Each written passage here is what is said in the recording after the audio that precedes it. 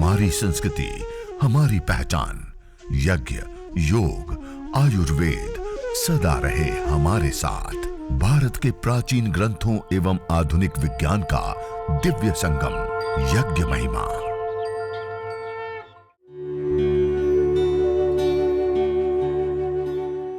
भारतीय संस्कृति में यज्ञ, योग एवं आयुर्वेद जैसी अमूल्य विद्याएं हैं, जिसका मूल है वेद। इतिहास की ओर दृष्टि डालें तो भगवान राम, भगवान कृष्ण से लेकर राजा महाराजाओं, ग्रामवासियों व अरण्यवासी ऋषियों की कुटियों तक नित्य व नैमित्तिक यज्ञों का प्रचलन देखने को मिलता है।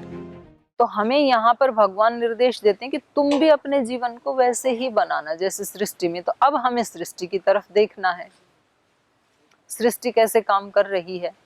सृष्टि में जब से ये सृष्टि बनी, हमारे पिता, हमारे दादा, हमारे परदादा, उनके पिता, उनके भी पिता, कितने लोग, कितनी पीढ़ियां आई और चली गई। और पीछे हम जाएं तो राम, कृष्ण, हनुमान, शिव जी, जितने भी हमारे महापुरुष, वो सब भी यहाँ पर आए।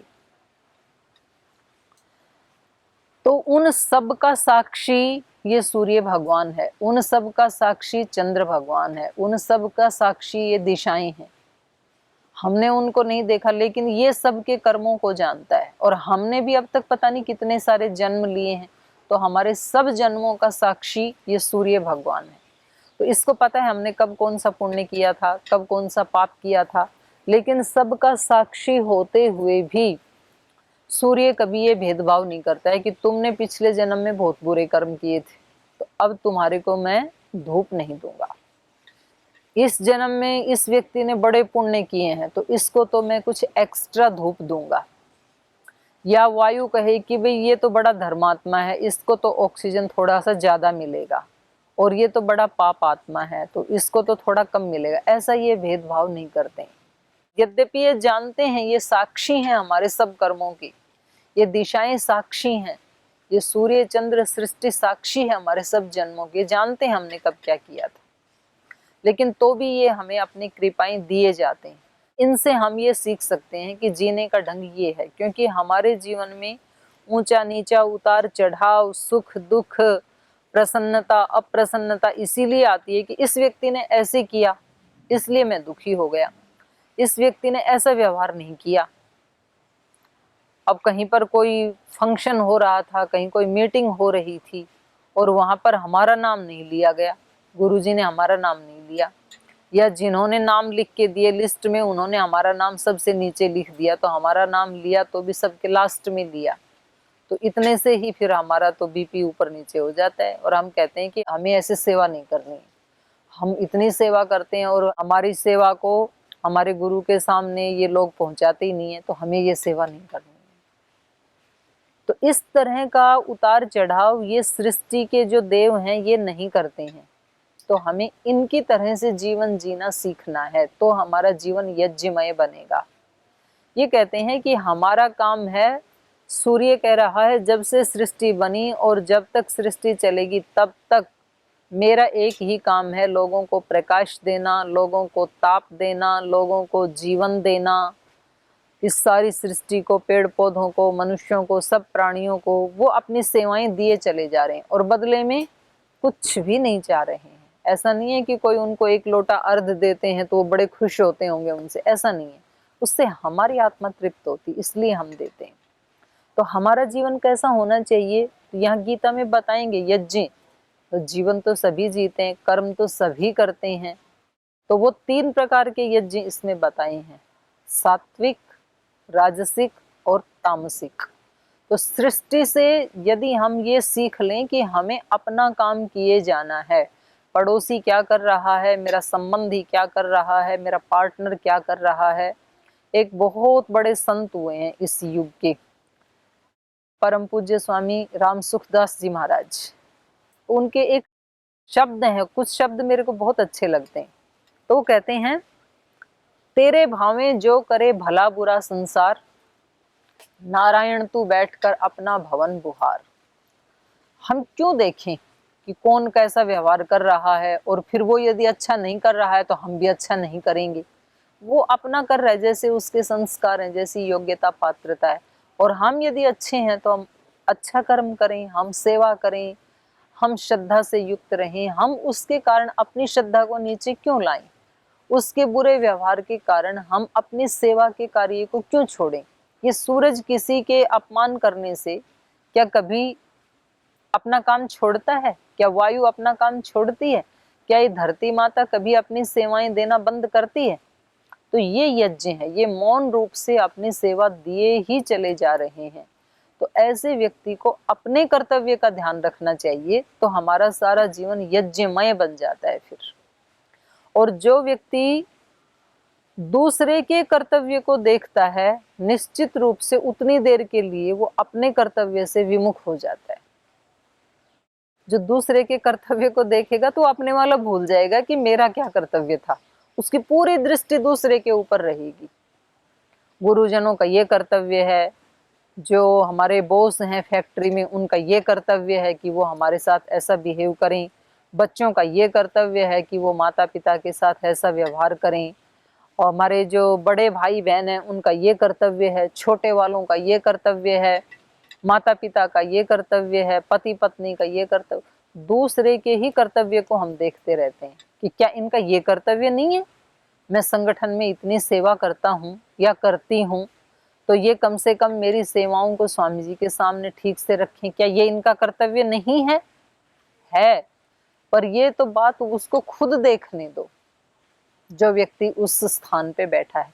आपका क्या कर्तव्य है? जब कोई व्यक्ति आपके नाम को गुरु के सामने नहीं रख रहा है, ऐसी स्थिति में आपका क्या कर्तव्य है? जब कोई व्यक्ति आपके किए हुए उपकार को नहीं मान रहा है, उस स्थिति में आपका क्या कर्तव्य है? क्या आप भी उसके साथ साथ नीचे आ जाएंगे, या आप अपनी अच्छाई को बरकरार बनाए रखेंगे, या आप उससे बदला लेंगे, या आप उसको बदल देंगे अपने सद्भावों से, सत्कर्मों से? ये आपके ऊपर डिपेंड करता है। तो हमें हमेशा ये सोचना चाहिए कि इस सिचुएशन में, जैसे अभी कोरोना की महामारी पूरे देश में हाहाकार मचा रखा है, अब हमें सोचना है कि इस सिचुएशन में मेरा क्या कर्तव्य है। वो तो है ही, उसको नहीं हटाया जा सकता। अब कोई व्यक्ति ऐसे ही, चीन वालों ने ये क्या किया, इन मनुष्यों ने क्या किया, सब पेड़ काट डाले, इनकी दिनचर्या, इनका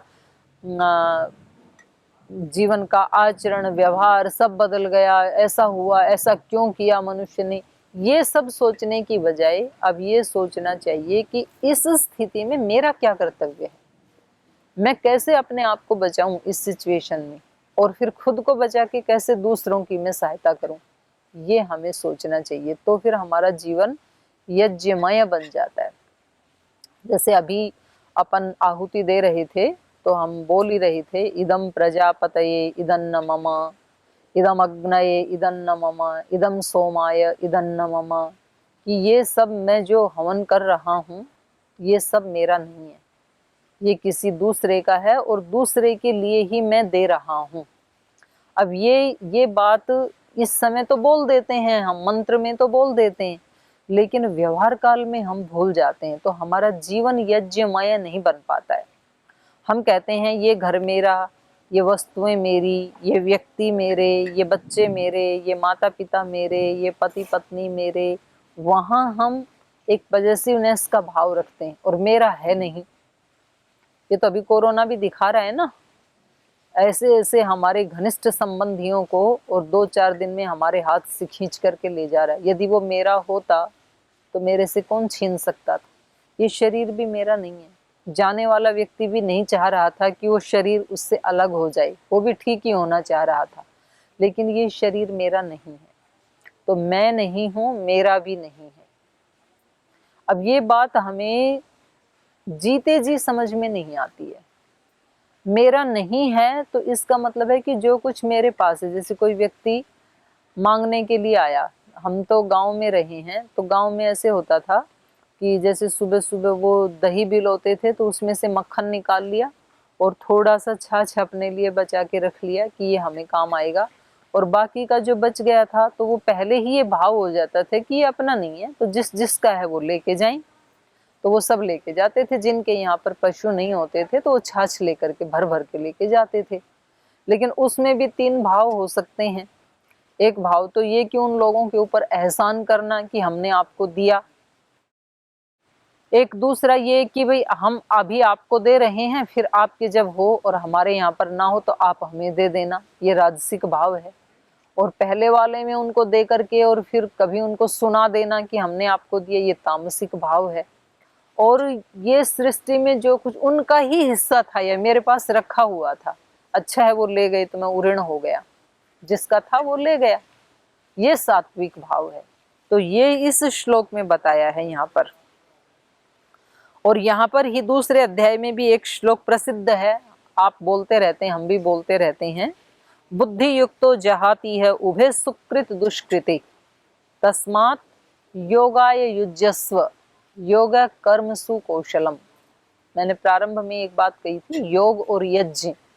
तो यज्ञमय और योगमय जीवन कैसा होता है और कैसे जिए हम, तो यहाँ इस श्लोक में बताया। ये 50 नंबर श्लोक है दूसरे अध्याय का। बुद्धि युक्त है, जो बुद्धिमान व्यक्ति है, बुद्धि युक्त जहाती है, वो यहाँ पर छोड़ देता है किसको, उभे दोनों प्रकार के कर्मों को, सुकृत दुष्कृते, अच्छे कर्मों को भी छोड़ देता है और बुरे कर्मों को भी छोड़ देता है। वो कहता है कि ये शरीर, ये इंद्रियां, ये साधन, ये सब भगवान ने दिया और इनसे जो कार्य हो रहा है वो भी भगवान के लिए ही हो रहा है, और जिसको ये हवि जा रही हैं वो भी ब्रह्म ही है। एक श्लोक का उच्चारण करते हैं ना, गीता का ही श्लोक है, हम खाना खाते समय बोलते हैं, ब्रह्मार्पणम ब्रह्म हविर ब्रह्माग्नौ ब्रह्मणाहुतम ब्रह्मैव तेन गंतव्यम ब्रह्म कर्म समाधिना। समाधिना, समाधिस्थ होकर के ये व्यक्ति बोल रहा है। क्या बोल रहा है, ब्रह्मार्पणम, मैं जो भी कर्म कर रहा हूँ, यहाँ तो यज्ञ कर्म किया जा रहा है, और इसके साथ ही जैसे कोई रोटी बना रहा है या कपड़े धुल रहा है, घर की सफाई कर रहे हैं, कुछ भी कर्म कर रहे हैं, दुकान का काम कर रहे हैं, पढ़ाई कर रहे हैं, बिजनेस व्यापार कर रहे हैं, जो भी कर रहे हैं, ब्रह्मार्पणम, वो सब मेरे कर्म ब्रह्म को अर्पित हैं। ब्रह्मार्पणम ब्रह्म हविहि, और ये जो हवि है जिससे हम यजन कर रहे हैं, ये हवि भी ब्रह्म है, ये भी ब्रह्म है, ये भी ब्रह्म है। ब्रह्म कैसे है ये, क्योंकि सब कुछ भगवान ने बनाया है। ब्रह्मार्पणम ब्रह्म हविहि ब्रह्माग्नौ, ये अग्नि भी ब्रह्म है, तो इस ब्रह्म अग्नि में ब्रह्मणाहुतम, ब्रह्म के द्वारा ही आहूत किया जा रहा है, क्योंकि ये जो जीव है ये उस ब्रह्म का ही एक अंश माना है, उसी की जाति का है। अंश का मतलब यहाँ कोई पार्ट नहीं है, पर ये उसी का सजाति है, प्रकृति का नहीं है। तो ब्रह्मणाहुतम, ब्रह्म के द्वारा ही आहुति दी जा रही है। ब्रह्मणाहुतम ब्रह्मैव तेन गंतव्यम, और ये उस ब्रह्म को ही प्राप्त हो रही है, जाकर के कहाँ जा रही है, ब्रह्म के पास ही जा रही है। ब्रह्मैव तेन गंतव्यम ब्रह्म कर्म समाधिना, और ये सारा कर्म भी अपने आप में साक्षात ब्रह्म का ही स्वरूप है। तो इस रूप में जब हम सृष्टि को देखते हैं, ईशोपनिषद के प्रथम मंत्र में ही कहा, ईशावास्यम इदम सर्वम यत् किंच जगत्याम जगत तेन त्यक्तेन भुंजीथा मां गृध कस्य स्विद धनम। ईशावास्यम इदम सर्वम, यहाँ जो कुछ भी है वो सब भगवान का है, अपना नहीं है कुछ भी। बोल तो रहे हैं लेकिन छोटी छोटी चीजों को हमने अपना मान रखा है, छोटे छोटे कर्म के ऊपर हम अपने स्टैंप लगा देते हैं, ये काम तो मैंने किया था, इसका क्रेडिट मुझे मिलना चाहिए, ये घर तो मेरा है, ये बच्चे तो मेरे हैं, ये धन तो मेरा है, सब में तो हमने अपना मान लिया ना, और अपना है नहीं वास्तव में कुछ भी। तो ये बात यदि हमें अंदर तक समझ में आ जाए, ईशावास्यम इदम सर्वम, ये सृष्टि हमारे से पहले भी ऐसे ही चल रही थी, आज हमारे होते हुए भी ऐसे ही चल रही है, हम चले जाएंगे तब भी ऐसे ही चलेगी।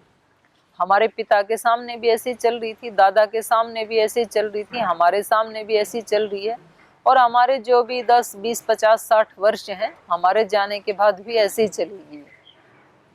तो ये सब भगवान का है। ईशावास्यम इदम सर्वम यत् किंच जगत्याम जगत, इस गमनशील जगत में जो कुछ भी है वो सब भगवान का ही है। तेन त्यक्तेन भुंजी था। तो अब बात ये है कि फिर हमारा नहीं है तो हम इसका उपभोग करें या नहीं करें। बोले करो, लेकिन त्याग भाव से करो। तो आप कभी एक दिन के लिए आपने बहुत सारे व्रत उपवास किए होंगे, एक दिन के लिए आप ऐसा भी व्रत करना कि आज मैंने ये व्रत किया है कि आज मैं पूरे दिन भर इस अपने घर को, अपने संबंधियों को अपना नहीं मानूंगा, भगवान का मानूंगा। ये सब यत्किंच जगत्याम जगत, जो कुछ है वो सब भगवान का है और ये भी भगवान स्वरूप है। और जो भी आप खाना बनाएं, सफाई करें, किसी की सेवा करें, सब में आप उसको ब्रह्म को ही देखें। और फिर आप देखना एक दिन में तेन त्यक्तेन भुंजी था, उपभोग तो किया सबका, लेकिन त्याग भाव से मेरा नहीं है ये। और ये हमें करना आता है, इतना कठिन नहीं है ये हमारे लिए, पर कहीं कहीं हम कर लेते हैं, कहीं कहीं हम नहीं करते हैं।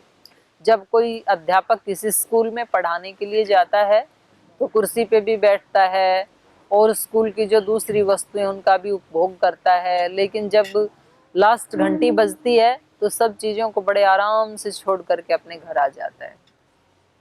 उसको पता है ये स्कूल की वस्तुएं मेरी नहीं है, तो कोई दिक्कत नहीं होती छोड़ने में, और वर्षों ऐसा करता है। तो आता है ना हमें त्याग भाव से भोग करना। लेकिन वही अध्यापक जब अपने घर में आता है और वहां कोई बच्चा किसी सोफा को या चेयर को तोड़ दे तो बहुत नाराज होता है। स्कूल में यदि कोई तोड़ दे तो वो इतना ही बताता है, भाई थोड़ा संभाल करके आपको प्रयोग करना चाहिए। मतलब अंदर से वो विचलित नहीं होता है, उसको पता है स्कूल का है, टूट गया ठीक है, बता दिया बच्चों को। पर घर में आकर के जब होता है तो वो अंदर से विचलित होता है, क्योंकि वो अंदर से उसके ऊपर अपना अधिकार किए हुए है। तो यहाँ पर हम गीता की दृष्टि से पढ़ रहे थे, एष वह अस्तु इष्ट काम दुख। हमारी सब कामनाएं, देखो सत कामनाएं तो हमेशा पूरी होती हैं व्यक्ति की, और असत कामनाएं कभी किसी की पूरी नहीं होती हैं। तो इसलिए हमारे यहाँ तो कहा है, यहाँ पर ही कहा है गीता में ही कि कामनाओं को छोड़ दो। यहाँ पर समाधिस्थ व्यक्ति के बारे में पूछा दूसरे अध्याय में ही कि समाधिस्थ व्यक्ति कैसा होता है। तो यहाँ पर इसका उत्तर दिया इन्होंने, प्रजहाति यदा कामान सर्वान पार्थ मनोगतान आत्मन्येवात्मना तुष्टः स्थित प्रज्ञस्य तदोच्यते। प्रजहाति यदा कामान, जब कामनाओं को छोड़ देता है। प्रजहाति यदा कामान सर्वान, सब कामनाओं को छोड़ देता है, तो बस आज ही मुक्त है। फिर ये कामनाएं ही हैं जो हमें बांध के रखती हैं। तो इस भाव से हम सारे अपने कार्यों को करें। तो मैं यहाँ पर आपको 10 नंबर श्लोक पढ़ के बता रही थी। सह यज्ञा प्रजा सृष्ट्वा पुरोवाच प्रजावती अनेन प्रसविष्यध्वम एष वह अस्तु इष्ट काम दुख देवान भावयत अनेन ते देवा भावयन्तु वह। आप इस यज्ञ कर्म के द्वारा देवों को प्रसन्न करते हैं, उन्नत करते हैं, तो देवता हमें उन्नत करेंगे, हम उनको प्रसन्न करेंगे, वो हमें प्रसन्न करेंगे। देखो ये सारी सृष्टि का सत्य है। पहल हमें अपने से करनी होती है। जिस व्यक्ति से भी हमारा मन मुटाव है, हमारा कोई झगड़ा है, कोई हमारा उसके साथ विचार नहीं मिलते हैं, तो और हम चाहते ये हैं कि घर में सब मिलजुल करके रहें, प्रसन्न भाव से रहें, प्रीति पूर्वक रहें, तो उसकी पहल अपने से करनी होती है। फिर उधर से अनंत गुणा मिलेगा। जैसे धरती माता से हमें खेत में से हम ऐसा सोचते हैं कि हमें 50 मन गेहूं चाहिए, तो पहले हमें कम से कम 500 ग्राम बोना तो पड़ेगा धरती में। तो ये सामवेद में भी एक मंत्र आता है, अथर्ववेद में भी ये मंत्र आता है, देहि में ददामी ते निमे देहि न ते दधे। पहले आप मुझे दो तो मैं आपको दूंगा। भगवान भी कहते हैं। तो वो कितना, मतलब सबसे ज्यादा कोई लाभप्रद सौदा इस संसार में मनुष्य के शरीर को प्राप्त करके है, तो ये कितना बड़ा लाभ का काम है। इस यज्ञ को करते हुए हम लास्ट में जो आहुति देते हैं, आज भी देंगे, सर्वम वै पूर्णम स्वाहा। हम लास्ट में जो आहुति देते हैं ना, तो वो मौन होकर के कहते हैं इदम प्रजापतये इदन्न मम। आहुति मौन होकर डालते हैं, बाद में बोलते हैं इदम प्रजापतये, ये प्रजापति के लिए है। इदन्न मम, मेरे पास जो कुछ भी है वो सब उस प्रजापति के लिए, उस परमात्मा के लिए, और उसी का ही है और उसी के लिए है। ये हम इस यज्ञ में लास्ट में बोलते हैं, इदन्न मम, ये मेरा नहीं है। अब कहाँ तो उस ब्रह्म की विराटता और कहाँ मेरी अपनी पूंजी। मेरे पास क्या पूंजी है? मेरा ये शरीर, माता पिता, बच्चे, फ्रेंड्स सर्कल, आप अपना देख लो कितना होगा, और कितना हमारे पास रुपए पैसे, और उसकी तुलना में इस सृष्टि का और भगवान का ऐश्वर्य देखो तो कहीं पासिंग में भी नहीं आता है ना हमारी पूंजी तो। लेकिन अपना वो थोड़ा सा भी जो है वो सर्वस्व दे करके व्यक्ति उसके सर्वस्व का मालिक बन जाता है। कितनी अच्छी बात है। अपना सर्वस्व दे करके उस परमात्मा के सर्वस्व का मालिक बन जाता है। भक्त अपना सब कुछ दे करके भगवान के सब कुछ का मालिक बन जाता है। भगवान जी कहते हैं कि मुझे भक्त बहुत प्रिय हैं। गीता में भी एक पूरा एक प्रसंग ही चलता है 12वें अध्याय में, स मद भक्त सच में प्रिय। ऐसा जो मेरा भक्त वो मुझे बहुत प्रिय लगता है। मतलब जो भगवान की चीजें अस्थायी रूप से हमें मिली थी उसको भगवान को दे करके और हम उसके प्रिय बन जाएं, ये ऐसी ही बात है जैसे किसी के पास 100 रुपए हो और दूसरी तरफ कोई एक करोड़पति हो और वो कहे कि चलो हम मिल करके बिजनेस करते हैं, और वो व्यक्ति, उसके पास तो करोड़ों रुपए हैं, इसके पास 100 रुपए हैं, पर ये 100 रुपए भी अपना सर्वस्व ये दे करके और उस करोड़ों का मालिक बन जाता है, उस सारे साम्राज्य का मालिक बन जाता है। तो इससे बड़ा लाभ क्या होगा? और इस यज्ञ के भाव को व्यक्ति समझ नहीं पाता है। ये यदि समझ ले तो फिर सारे देवताओं से हम जैसा चाहें वैसा वो करेंगे। तो ये इसमें बताया है। ये यहाँ पर कहा देवान भावयत अनेन ते देवा भावयन्तु वह परस्परम भावयन्तः श्रेयः परम अवाप्सतः। इस तरह परस्परम भावयन्त, एक दूसरे को भाव देते हुए, एक दूसरे की पूजा करते हुए, एक दूसरे का सम्मान करते हुए, एक दूसरे से प्रीति करते हुए, परस्परम भावयन्त श्रेय परम अवाप्सत, परम श्रेय को, अतिशय श्रेष्ठता को, उस पर ब्रह्म को ये व्यक्ति अवाप्सत प्राप्त कर लेता है। इष्टान भोगान ही वो देवा दास्यन्ते यज्ञ भाविताः तैर्दत्तान प्रदायेभ्यो यो भुंक्ते स्तेन एव सः। इस श्लोक में बहुत कठोर शब्दों का प्रयोग किया है। यहाँ पर बताया इष्टान भोगान ही वो देवा दास्यन्ते यज्ञ भाविताः, जब हम यज्ञ भाव से भावित हो जाते हैं तो वो देवता लोग हमें इष्टान भोगान दास्यन्ते, हमारे इष्ट भोग हमें दे देते, जितनी हमारी औकात नहीं है ना उससे ज्यादा हमें दे देते हैं। हम अपने जीवन में देख सकते हैं, जैसे आप अपने घर की सेवा करते हैं, सारी जिंदगी बीत गई आपको 8, 10, 12 घंटे 14 घंटे काम करते करते, उसको कोई गिनता ही नहीं है। ठीक है, अपने घर का काम सभी कर रहे हैं, अपने बच्चों का कर रहे हो, अपने घर का कर रहे हो, किसी के ऊपर क्या एहसान है? कोई नहीं उसका एहसान मानता है। वहां आप 12-14 घंटे काम कर रहे हैं और आप पतंजलि योग समिति में, महिला पतंजलि योग समिति में, भारत स्वाभिमान संगठन में या अन्य किसी भी संगठन में आप 2-3 घंटा रोज देने लगो सेवा, सब लोग आपको सराहों पे उठा लेते हैं, भाई ये तो बड़ा कर्तव्यनिष्ठ कार्य करता है। वहां 12 घंटे में किसी ने कुछ नहीं कहा, यहाँ 2 घंटे में ही आपकी वाह वाह हो गई। न होता प्रदूषण और रोगों का वार, करते यदि यज्ञ योग पेड़ पौधों का विस्तार, यज्ञ योग पेड़ पौधों का विस्तार, यज्ञ शिष्टा सिनः संतो मुच्यन्ते सर्वकिल्बिषैः, भुंजते ते त्वघं पापा ये पचन्त्यात्मकारण। अर्थात जो यज्ञ शेष बचे हुए अन्न का पान करते हैं, प्रसाद को प्राप्त करते हैं, प्रसाद को ग्रहण करते हैं, वह मुच्यन्ते सर्वकल्पिशैः, सभी प्रकार के पापों से, दोषों से मुक्त हो जाते हैं। भुंजते तु त्वघम पापा ये पचन्ति आत्मकारणा, जो केवल अपने पेट की आपूर्ति के लिए अन्न को पकाते हैं, वह अन्न नहीं अपितु पापी लोग पाप का भोग कर रहे हैं। यज्ञ भारतीय संस्कृति की मुकुट मणि है, प्रतीक है, मूल है। मानव जीवन के हर पहलू के साथ यज्ञ जुड़ा हुआ है, चाहे वह संस्कार हो, चाहे पूजा पाठ, या फिर पर्व से लेकर हर शुभ अशुभ अवसरों में भी यज्ञ करने की सार्वभौमिक, वैज्ञानिक एवं पंथ निरपेक्ष पावनी परंपरा रही है।